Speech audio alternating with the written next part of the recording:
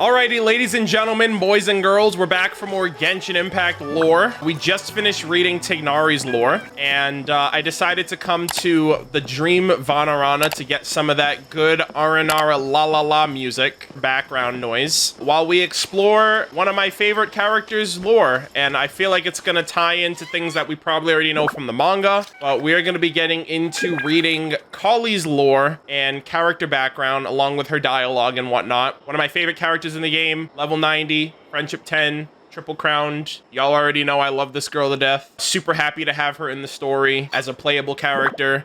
And hopefully we get to see more of her in the future. Another thing too, they gave a free Collei during the 3.0 event, and they're giving everyone another free Collei that I believe is going to be permanent throughout all of the game for the Spiral Abyss. So I think that's really cool that if you've been playing, you'll have a C1 Collei for free to play, and if not, everyone will eventually get Collei as a free character after 3.1 comes out, if I'm not mistaken. So I think that's really cool too. Anyways, with all that said, let us gander and check out Collei's lore. Collei, birthday, May 8th, affiliated with Gandharvaville with the Dendrovision. A trainee ranger active in Avidia Forest. Behind her enthusiastic words and actions hides a slightly introverted personality. Character details. Helpful, bright and sunny, friendly and positive. Just ask around Gandharvaville and you'll hear this trainee forest ranger praise to the skies in such terms. As long as her body allows, no matter how busy school gets, Collei will never slack off when it comes to her forest patrol work and is always willing to lend a warm helping hand to whoever is in trouble, regardless of what walk of life they're from. Nevertheless, even the enthusiastic and positive as she is, there seems to be a past and things on her mind that she is not yet ready to reveal to others. If in the woods where she often patrols, you should chance upon a tree hollow full of strange notes or hear somebody whispering nearby, no matter what you witnessed or overheard, please kindly take a detour and consider it a silly prank, one played by an Aranara, perhaps. After all,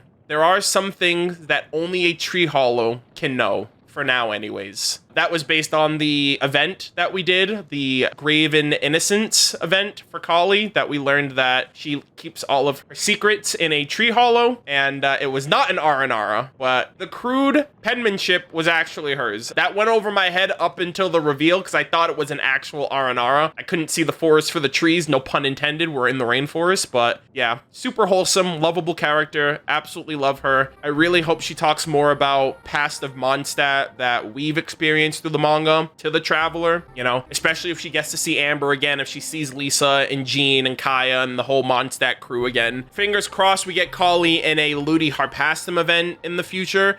If you know me like I do. Collei!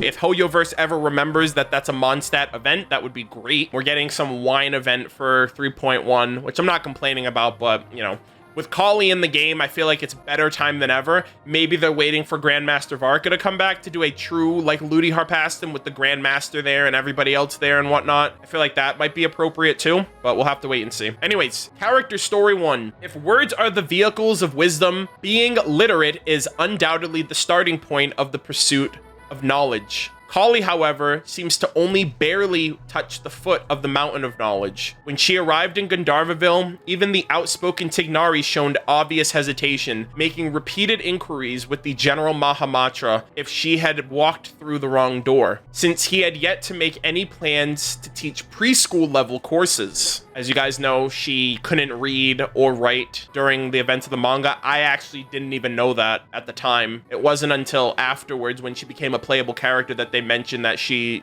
learned to read and write after going to Sumeru, or after meeting Tignari, which is crazy. Still, after several twists and turns, Collei finally became a trainee. To facilitate her learning of words, Tignari gathered a wide assortment of books and documents in the hopes that Collei would soon master enough words through extensive reading. Apart from the literacy encyclopedias for children and the mandatory reading academic papers that made her head swell, Collei can most often be found reading fairy tale picture books from Mondstadt. The logic is simple. Those books tend to have fewer words and more pictures.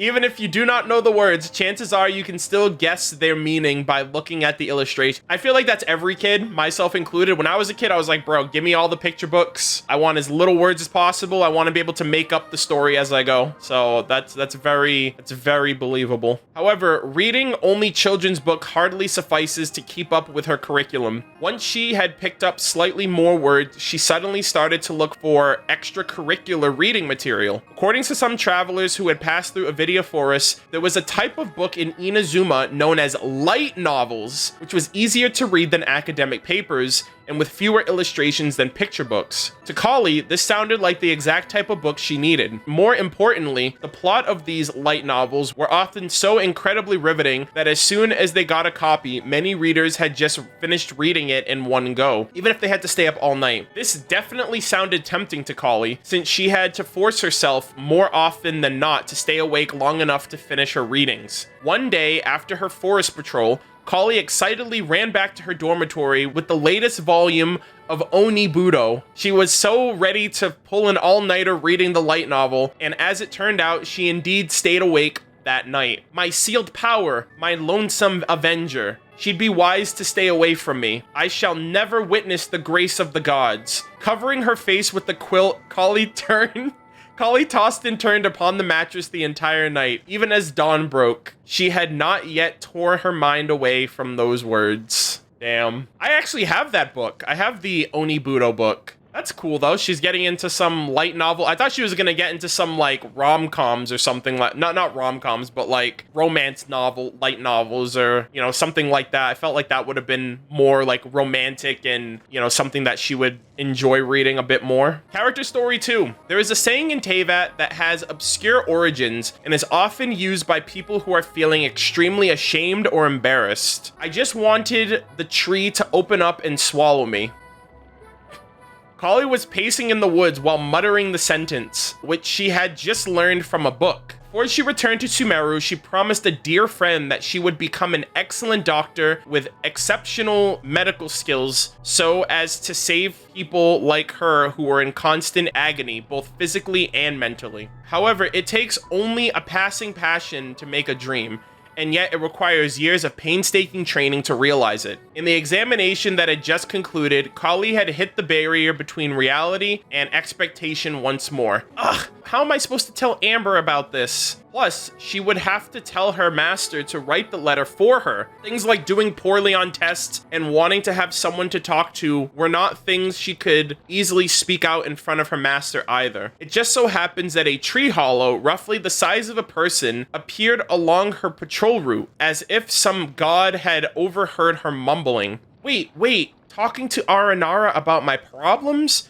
I mean, I've read about that in the books, but they were children's books. I'm sure I've outgrown that, but now that there's no one around, before she knew it, she was already crouching inside that hollow. The darkness turned into a solid fortress, isolating Collei from all kinds of pressure. Collei, being an introvert by nature, found it difficult to present herself impeccably. No matter how hard she strove to be as outgoing and sunny as Amber, she could never manage to ignore her weariness and loneliness. Thus did Collei vent her distress to that hollow, emptying herself of all of the negativity she had accumulated before getting back to Sumeru. Did Collei go on patrol in that area again? A few days later, Tignari checked on Collei's recent forest patrol routes, which she had been taking all too frequently before looking at her test papers, which featured remarkably higher scores. He could not help but think to himself, did she find a way to improve her grades in the forest? Well, that's not bad either way. Alright, I'll save that patrol route for her and leave her be for the time being. I'll have other rangers take the other routes. Wow, look at that. So her venting out her frustrations and her fears and worries and goals to the tree hollow helped actually make up for it when it comes to her studies and her,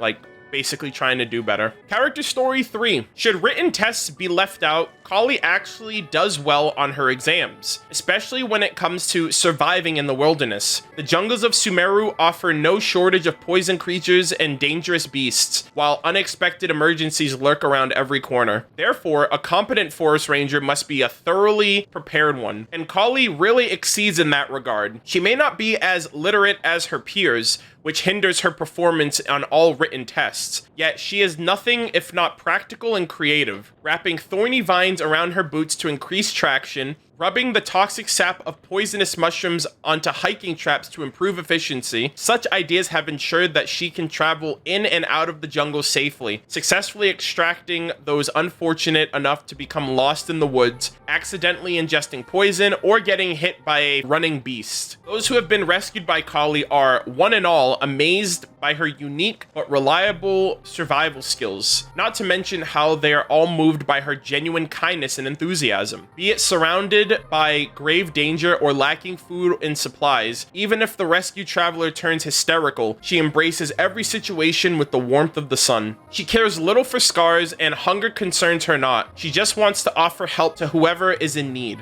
The only thing about her that is considered unacceptable by many is the recipe she utilizes during times of crisis. As long as they can replenish her energy, she will even gladly swallow fireflies without hesitation. The crushed pits of Zaytun peaches are even less of an obstacle. When people meet her, they simply cannot help but wonder about this young trainee's past. What sort of experiences could make such a seemingly innocent girl see the wilderness as her home? Damn.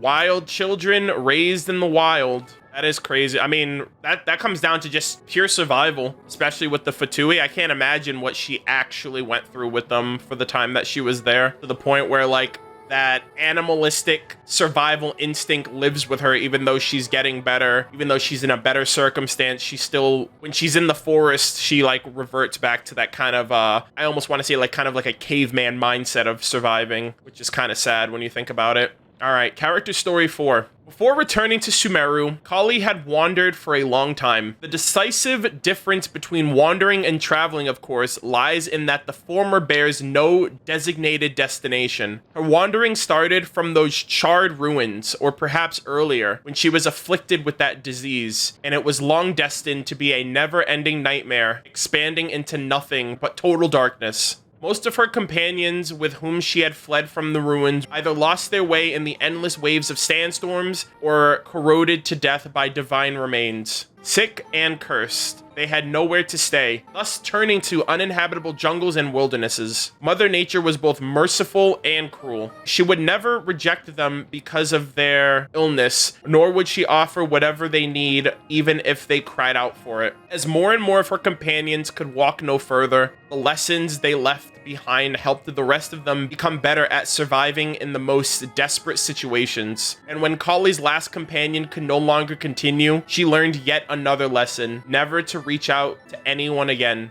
At that time, the two of them had their backs against the cliff, utterly exhausted, yet they could still see the beast roaring from not too far off. Perhaps it was because of the narrow passage, if not for other reasons, but her only remaining companion bumped into her, sending her careening over the cliff. That's fucked up if that was done on purpose. Fortunately, Collei managed to grab a tiny twig in her panic before stretching out her other hand and shouting for help. However, that companion merely glanced at her from a complicated look before escaping alone without hesitation. That's so that's so fucked up.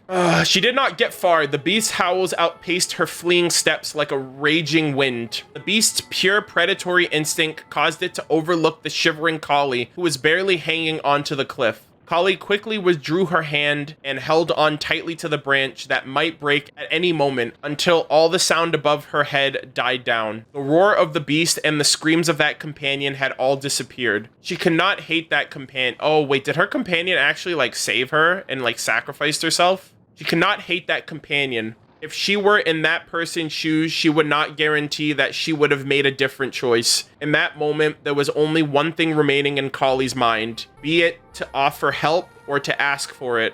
I will never reach out to anyone again. So I guess that's all up to interpretation. Did that companion of hers push her off the cliff and be like, you have a chance to survive, but if against this beast we're both dead? Or did she do it and then try to save herself? You know, I don't know. Yeah, that is that's sad though, because that basically made her not trust anybody. So by the time she got to Mondstadt, she had her guard up. And she wasn't willing to trust anybody, even someone as sweet as Amber. Yeah, the companion abandoned her. And then that companion just died anyway, so it's like, what the fuck, man? You guys could have helped each other. At least then Collei wouldn't have been alone. Character story 5.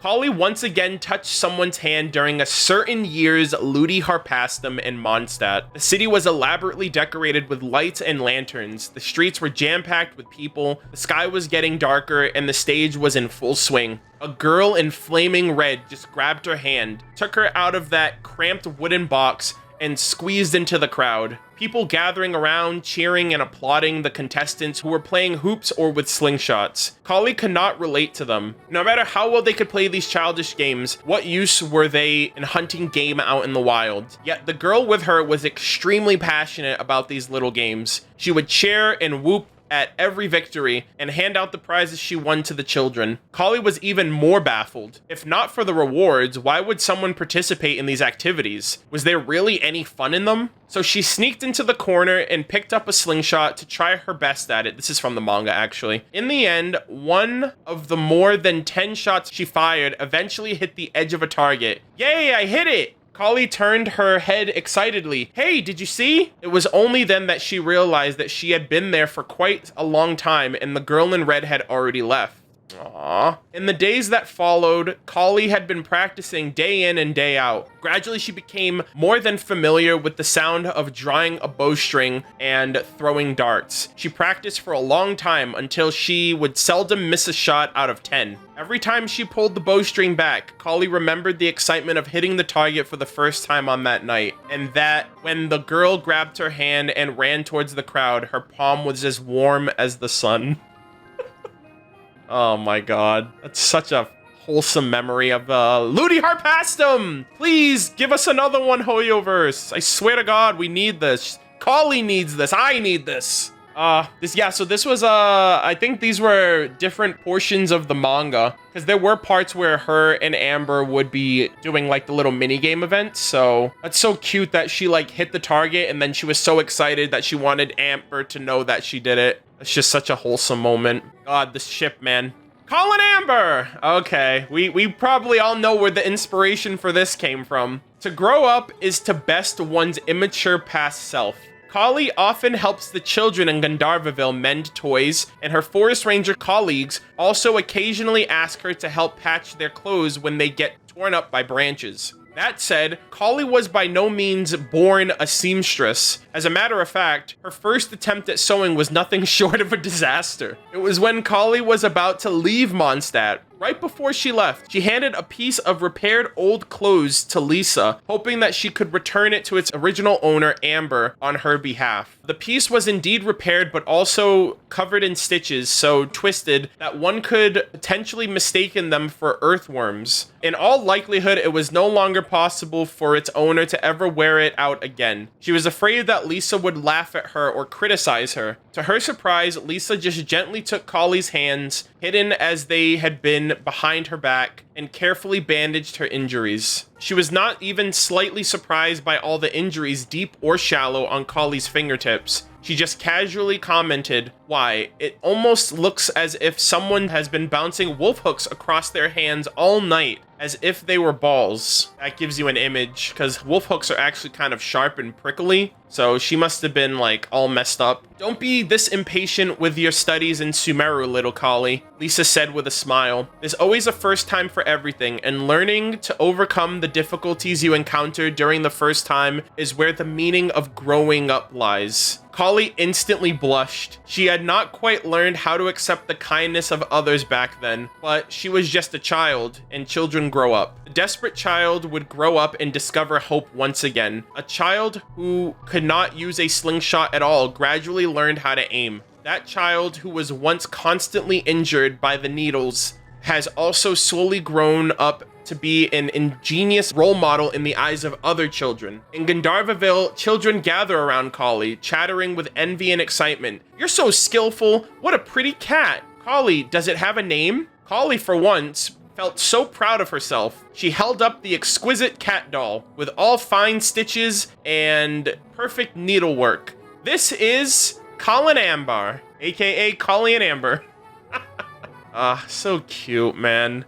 Alright, the day she got her vision. The rain was pouring. A surge of rock, earth, and debris had blocked Collei's way back. Collei lit a bonfire by the cliff, trying to warm the shivering girl next to her. The river valley would require a full day's journey from the woodlands that were the domain of her usual patrol. If it were her all by herself, it would not be entirely impossible to get back in the rain. But now that she had a child with her, racked by cold and hunger after being lost in the woods for a long time, she had to wait. The girl looked pale, her forehead boiling, and she kept muttering her mother's name. Collei, still remembering the girl's mother, who had been anxiously and desperately seeking help in Gandharvaville, she recalled the look on her face, the look of one who wishes that she was in suffering instead of her daughter. Collei knew that look. The family had been traveling with a caravan to cross the river valley. As they were camping and resting, her playful daughter had run off, straying into a deep forest. As soon as the caravan noticed that the child was missing, they tried their best searching for her, but it was all in vain. In desperation, the mother had returned to Gandharvaville to look for help. Recently, Tignari had been attending meetings in the city with other forest watchers, and the situation before her was critical. Collei could not wait for any of them to return, nor could she rely on the search and rescue dogs during such heavy rain. So she immediately grabbed her pack,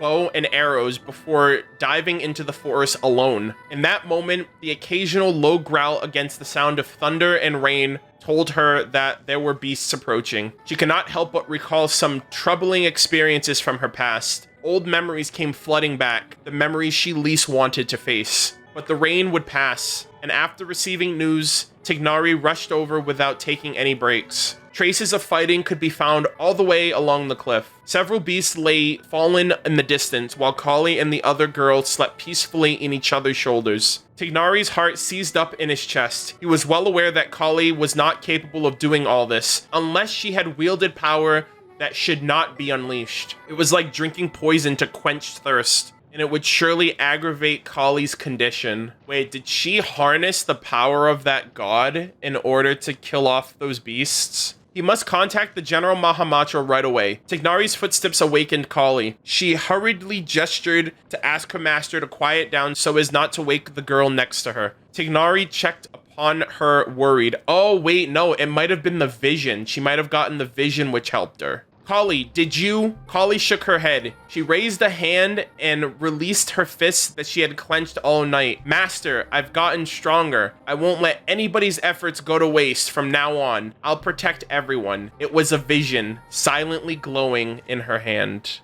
Yo. Okay, so false alarm. Oh, I was kind of scared right there. I was like, wait a minute, that's not good. That's gonna make her condition worse, and it's gonna make her worse, and it's gonna unseal that god. So it's a good thing that that didn't happen. God, I love her so much. She's made an incredible transformation. I'm so happy for her. Seeing how she like literally came from like nothing, from the dirt, from like the wild, and through knowledge, through the children she looks after, through Tignari, through Amber, and the people of Mondstadt like Lisa and Jean, they really like turned her life around. I'm so happy that she's who she is now because of them. I just hope that things go well, continue to go well from her as time goes on. Trainee Forest Ranger Collei reporting for duty. I will ensure your safe passage through this forest. I think I finally got that line down. I didn't get any of it wrong, did I? She's practicing. According to today's forest patrol route map, we need to head here first, then make our way over to there? There's a lot of writing. Yeah, she struggles with writing, so I can see that it actually contextualizes this quote now. It's based on like how much she has to write down in her notebook, like her little notepad. I'm feeling all right today. I'll take the chance to try to get some more done than usual. When I don't have much to keep me occupied, old thought patterns start to creep back in, and as soon as I start talking about it, the flashbacks start. Yeah, so those are her memories of probably being in the Fatui. Even though the rain has stopped, you still need to watch out for puddles.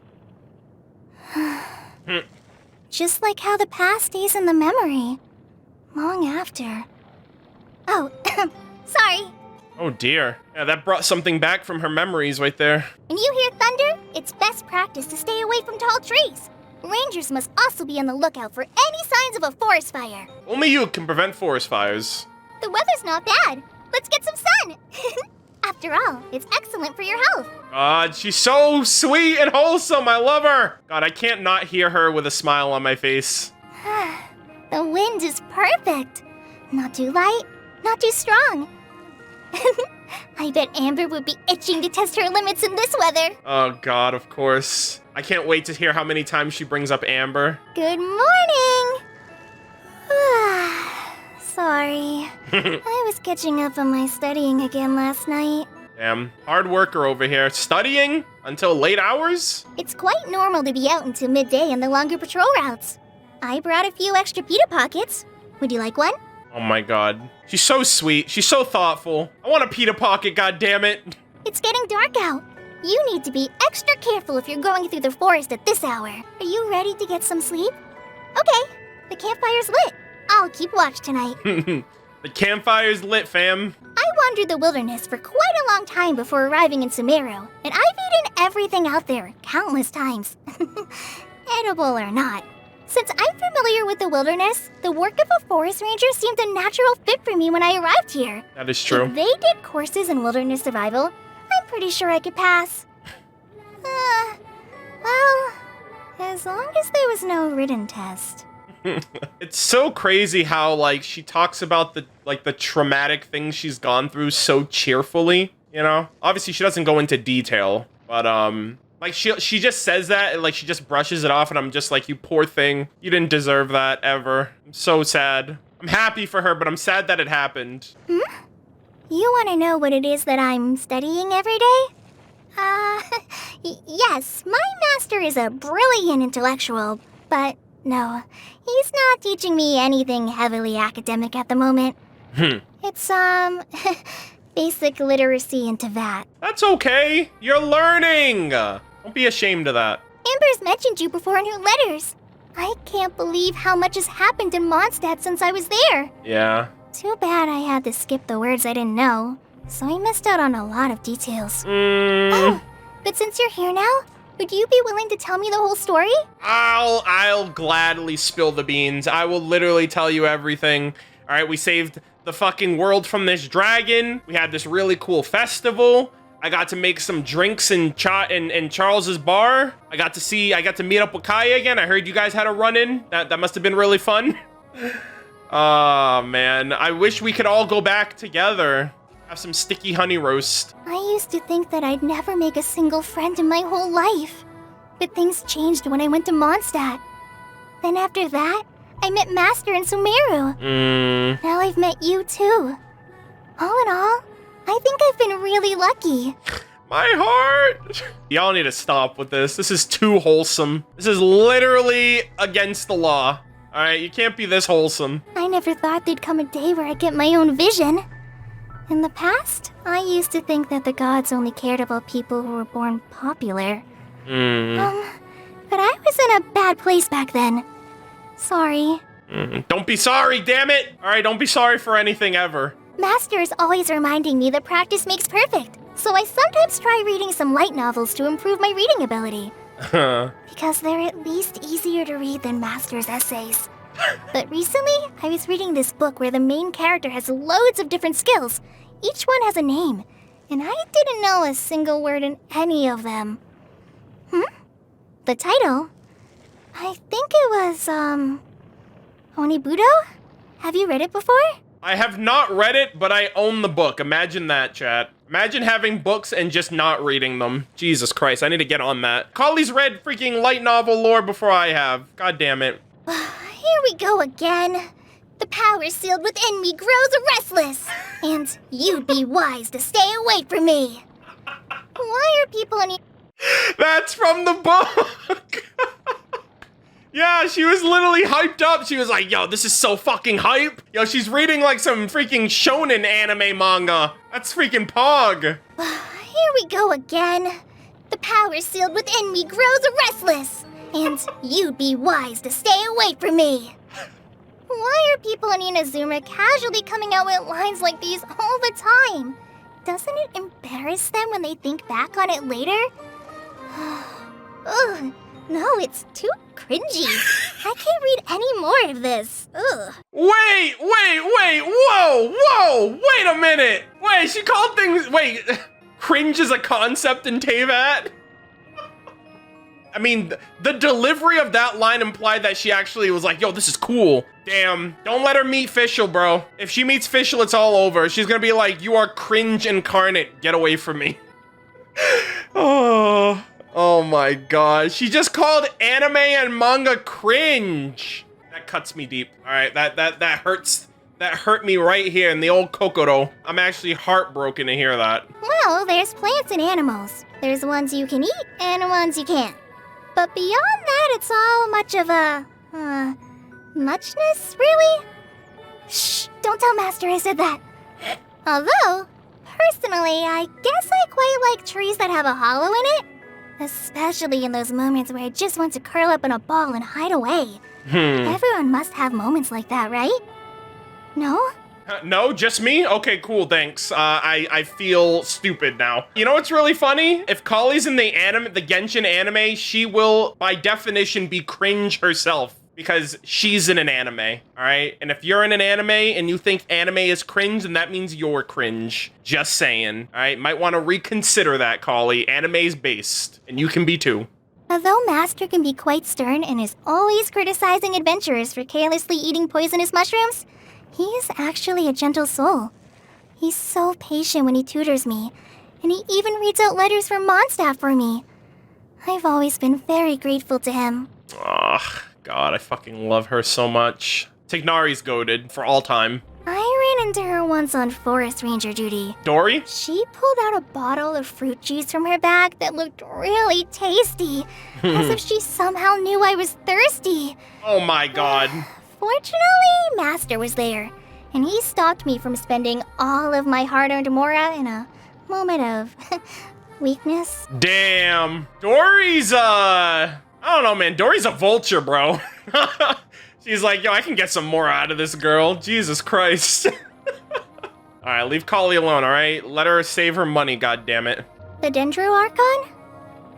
When I was a kid, there were so many times when I just wanted to scream out to the gods and ask them why. Why did I have to go through so much pain? Aww.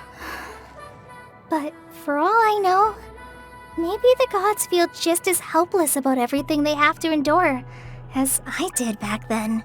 Finally, somebody understands. Someone's like, yo, the archons are just as much slaves as we are. It's all about that palace in the sky up there, bro. That's so sad, man. I'm so sad for her. I'd rather not talk about him if that's okay. Oh my god. Oh, no, the General Mahamatra isn't a bad guy or anything. Matter of fact, I have him to thank for bringing me back from Mondstadt to Sumeru and finding me a safe place to stay. Nice. It's just that, Oh. whenever I'm reminded of the sealing process just before leaving Mondstadt, the back of my neck starts hurting again. Aw. Yeah, he sealed that god in her, so, like, it's still sealed, it's not gone. And I'm like, I'm just so worried that that's gonna become a plot point later in the game, and I'm just like, I hope there's a way to extract a god from somebody without that person being hurt or killed. Cause like, this immediately reminds me of like Naruto, like the Jinchurikis and the tailed beast. If you extract the tailed beast from a Jinchuriki, the Jinchuriki host dies. That's like the only thing I can think of, but I really hope nothing bad happens to Collei ever. And if it does, Hoyoverse is gonna they're gonna pay, all right? They're gonna pay, damn it. I'm gonna raise hell for them. The General Mahamatra once brought him to our place for a meal. This guy, Kava, I think that's his name? The General Mahamatra once brought him to our place for a meal. From the moment the fruit arrived on the table, he ranted non-stop about his difficult and stubborn roommate for the entire meal. Jesus. We didn't get a single word in the whole time. We just nodded along and tried to stifle our laughter. It took a lot of effort. All right, so Sino and Keva are they roommates? Is it these two? I don't know, man. That's gonna be an interesting dynamic between them two. Oh, it's Al-Haytham. Okay. Gee, oh, that's even worse. Yeah, Al-Haytham and him. Yeah, I remember now. She seems a little absent-minded. If she ever comes to perform around Gandharvaville, I'm worried she'll end up wandering off into the forest and getting lost. So I'll have to watch out for her, as a responsible forest ranger trainee should. Oh my Jesus, man. Damn, she just called Nilu like freaking an airhead. I don't know how I feel about that, okay? Nilu is like everything I love, all right? Red hair, twin tails. She's got a beautiful design. I will not tolerate this slander, okay? All right, I didn't choose the simp life, okay? The simp life chose me. Anyways, Amber. Amber is amazing. She's friendly and has tons of enthusiasm. Plus, she's really brave and always does the right thing. She's the person I admire most of all. She's like a cozy fire that makes everyone around here feel warm. There's no way I'd be where I am today without her. Aww. So much time has gone by. I bet she's even more cool and confident than ever these days. Who knows if I'll ever be able to match her. That was kind of embarrassing to listen to because she's just like pouring out her emotions to about this girl, and I'm like, I don't know if I should be listening. This sounds a little too emotional. Yeah, speaking of simp life, I know, right? Nah, I love that. I love how she said she has no idea where she would be today without her. I feel like that's like so true. Like Amber was literally the key to getting through to Collei. I love that so much. Oh, this is great too. These two have history. How's everyone in Mondstadt? Are they good? I caused so much trouble back then. I sometimes wonder if I should make some time to go back there and apologize. But what if I ran into the cavalry captain and he started teasing me? Yeah, there's no rush. Maybe I'll leave it a while longer. Yeah, damn, she's like, Kai, I have to see Kaya again? You know what? Mondstadt can wait, bro. We can wait a few more patches for Ludi Hard past them. I'm in no rush. Damn, Kaya. You did Collei dirty, my dude. Well, last time, Kaya thought she was a threat. And I mean, in all seriousness, she kind of was. She was unstable as hell back then, but, you know. Damn, Kaya. Get your shit together. After all this time, Lisa still calls me Little Collei when she writes to me. I feel like by now she... She calls you cutie? Yep. Sorry. I don't mean to laugh. Yeah, go ahead. Laugh it up. But I must say, that makes me feel a lot better. Damn, bro. I love how I'm the butt of the joke. God damn it. At first, so like when I first played the game, I thought Lisa was calling me cutie as like she was hitting on me, but then it's like, oh, she sees me as like a child. God damn it. I'm not this rugged and manly traveler. I'm this little cutie that's worthy of her protection. And I'm like, God damn it, man. They ruined my chances. Oh my God. Prinzessin der Vertelung? Nope. Sorry. Yeah. I wasn't in Mondstadt for very long, so I didn't hear of her. That name, though. Ugh. Nothing. Damn, the shade. The shade thrown at Fischl, bro. What the hell? Obviously, she didn't see a lot of other adventurers that are in the guild now, like Bennett or Fischl or Eula or anybody else like that. Like, most of the characters just stayed to, like, the standard characters in Mondstadt, so it makes sense, but sheesh, dude. She was like, yo, with a name like that, that's cringe AF. Stay away from me. I think Collei just died of cringe after hearing her name. My God. Okay, that was kind of funny, though. All right. You want to know more about me? If you mean about before I came to Sumeru, then, maybe you could write to Amber and ask her about it? Wait, no, not that. If Kaya found out, that would be a disaster. Oh, boy. What am I saying? Of course he'd find out. Okay, I'll tell you myself then. Aww. I'm sorry. Please give me a few days to work up to it. Oh my gosh, she's like, I'll tell you about me, but ask me in a couple of days. It's a lot, you know? When I ended up in Mondstadt, I said a lot of things to Amber and the others that I shouldn't have. I still feel ashamed whenever I think about it. How could I talk like that to people who were just trying to help me? I shudder to think what they must have thought of me back then. Sorry. Maybe we can leave it there for today. If I go any further than that, I know I'll regret it tomorrow. Aw. The thing is, though, she didn't know what she was saying back then. Like, she didn't comprehend, like, she just didn't know better. That's alright. I was once taken to someone they call the doctor for treatment for my Elazar. Well, actually, treatment is the wrong word. It was more experimentation. After so long in that place, I couldn't help but start to wonder, what have I done wrong to deserve this? Why won't anyone come to rescue me? Gradually, I went from hating just the Fatui to hating everyone in the world. Thinking about it now, it was quite childish. Fuck Dottore with every fiber of my being. I cannot wait to fight this man.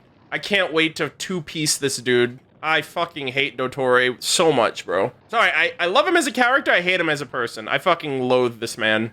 My hobbies? Sewing, practicing gliding, and helping people. Sounds familiar.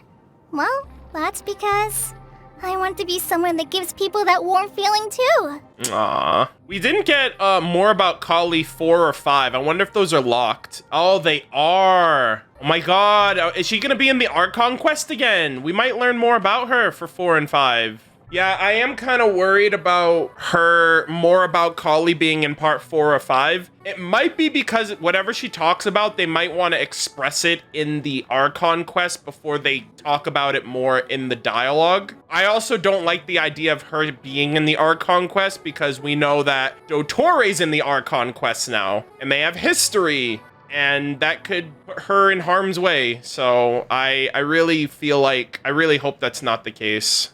In response to the homogenization of crop species, taken import measures, avoid long-term consumption of fungal foods. You can do it! What is the point of all this? They're literally saying, I don't want to eat mushrooms, but because they're from the academia, they have to make it sound all complicated. That is true, though. There's just like, they live just like 5 words and they're just making a fucking textbook out of it. Yeah. I don't want to eat mushrooms. It's like, okay, we'll say that more academically. Pita Pockets are travel-friendly and filling, so they're probably the food I eat the most. But if we're talking about more than just filling, my favorite food would be... fried radish balls, I think. Ooh, that sounds good, actually. Least favorite food. During my wandering days, there were times when I had to crack open wolf hooks and force them down if I didn't want to go hungry, so there aren't really any foods that I especially hate. If I had to pick one thing that I won't touch, it would be mushrooms of any kind. Nothing to do with the flavor. I just, don't want to ever be the one on the receiving end of one of Master Stern's lectures. Ugh. Thank you! Oh, Collei is goated and based for all time, bro. Fuck mushrooms, dude. Yeah, that's my daughter. I raised her right. I raised her to never eat mushrooms. Amber gave her radish balls during the festival. Wow. Oh, that's right. I completely forgot about that. Wow. Yo, Amber hooked her up. Yeah, fuck mushrooms, dude. I don't care what your master says. Does this mean I'm making progress? I'm starting to feel like I'm finally a better person than I used to be. Aw. Even if it's a life or death situation, I'll never need to rely on their power again. It probably wouldn't even matter if I unsealed that power now. I've come so far. I think I'd be able to control it. No! Don't you? Stop trolling! Well, only one way to find out. Just kidding. My real superpower is all about the adventure experience I've had with you. Collei, that's cringe, alright? Stop doing that. I still love you, though. Really happy to get her lore out of the way. Really happy to have explored her lore. Really, really happy about it. Again, it does not fill me up with excitement that there's still more about her that is locked out, because that means her involvement in the Archon quest might fulfill this. And yeah, I just really hope that she comes out of it okay. And if she faces off against Dotori, I hope she throws her fucking Colin Amber right in his face and it blows up with all that dendro damage, because fuck that guy. Anyways, I love you, Collei. Really happy to finally get through her lore. I hope we get to see her more in the story.